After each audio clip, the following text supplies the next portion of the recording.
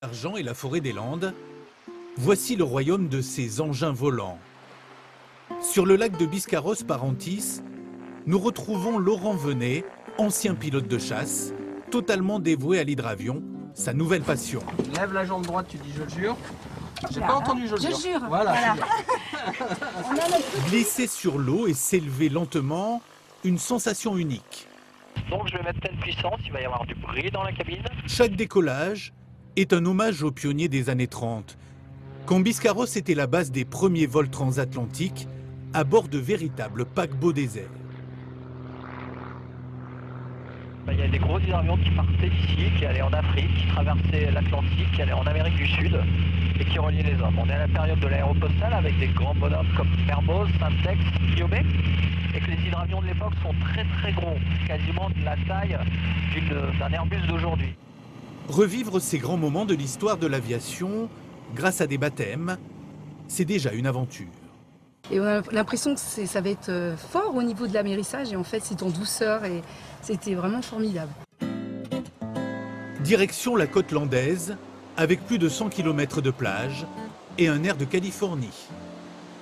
Jérémy Flores est le meilleur surfeur français. Osgore représente sa terre d'adoption.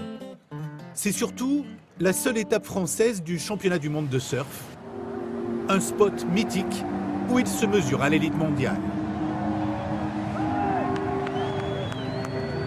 Et on a des vagues monstrueuses, des vagues magnifiques, parmi les meilleures vagues au monde.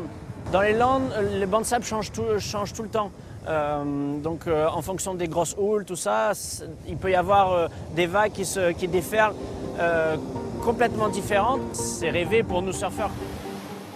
Atteindre ce Graal, une quête lointaine pendant les cours du Osgore Surf Club. Tous rêvent de monter sur les planches. Allez, là je pousse. Ok. Allez, regarde devant. Encore. Voilà. Ouais, de la peur. Mais c'est super, ça fait des bonnes sensations. Moi j'aime bien. Pour l'étape suivante, un voyage au bout du monde, à seulement quelques kilomètres de là. C'est le courant du Ché ou l'Amazonie landaise.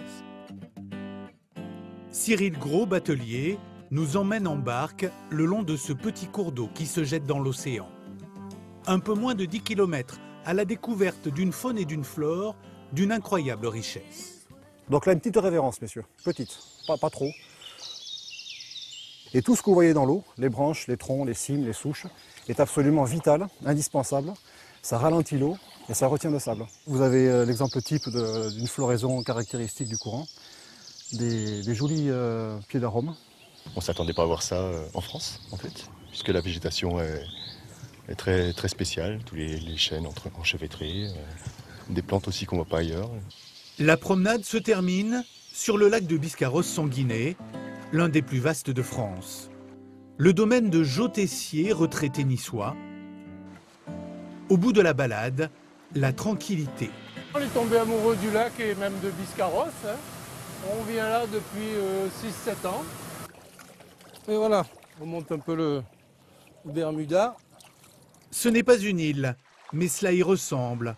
Enfin, la petite plage où il fait bon se ressourcer. Et l'eau est pas froide. C'est un peu les Caraïbes sur la France. Mais faut pas trop l'ébruiter, sinon les gens vont venir. Au bord de l'eau, s'écoulent encore des jours paisibles, loin de la foule des grandes vacances.